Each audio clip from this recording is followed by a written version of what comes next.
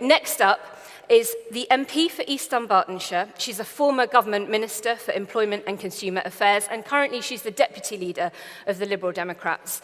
Jo Swinson is taking time out from her campaign to succeed Vince Cable as the leader of that party and shares her views tonight on the future of liberal democracy in the UK. Please welcome Jo to the stage.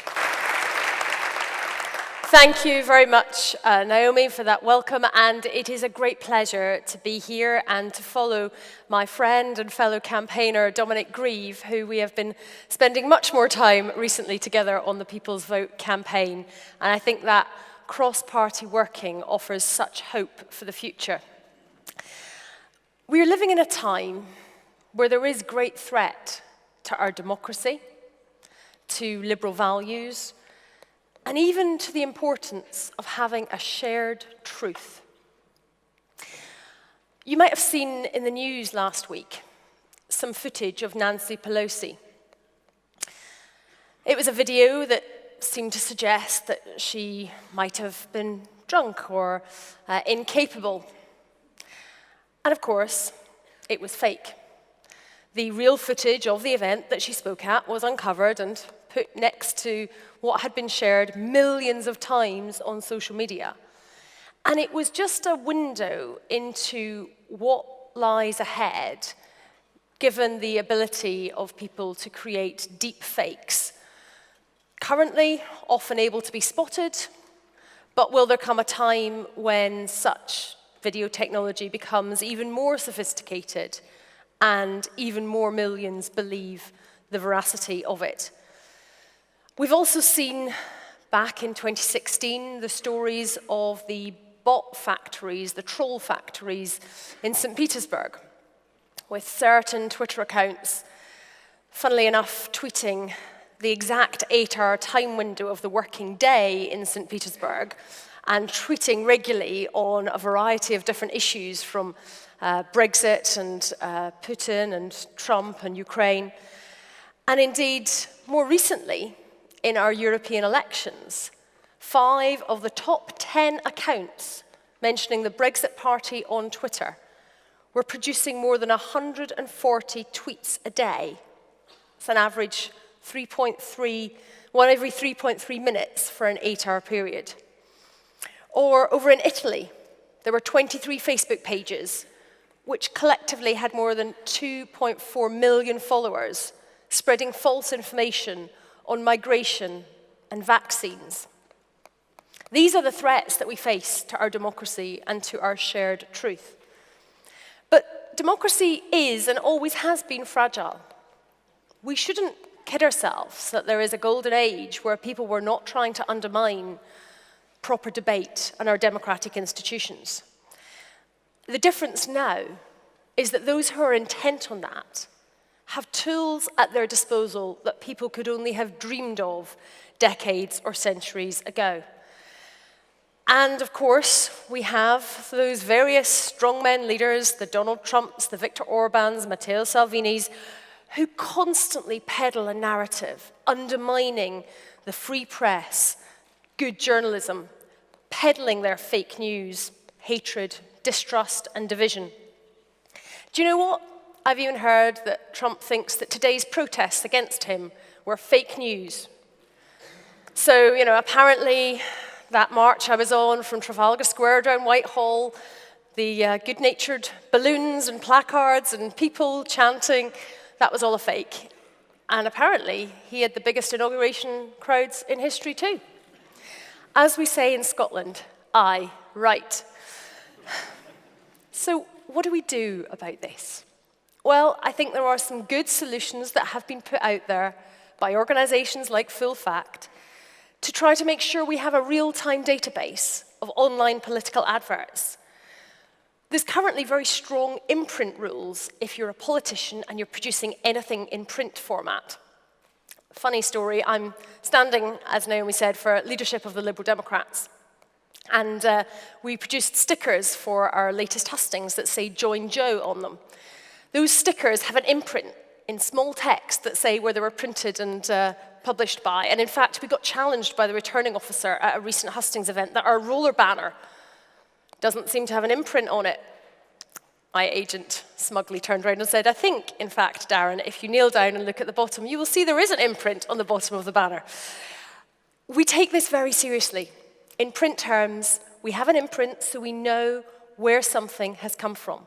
We need to have a similar rule for online.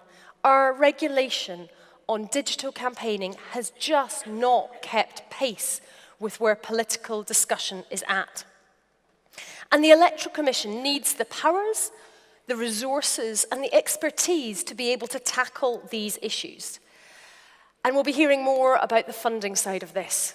The need to get dark money out of politics and to have a cap on donations, because that is one of the clearest ways to prevent undue influence.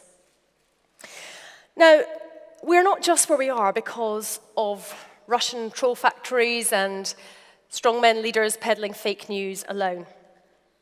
Truth, it seems, has been a casualty of these times. It is so important in a world where we face the existential threat of the climate emergency that we can listen to the IPCC and heed their warnings.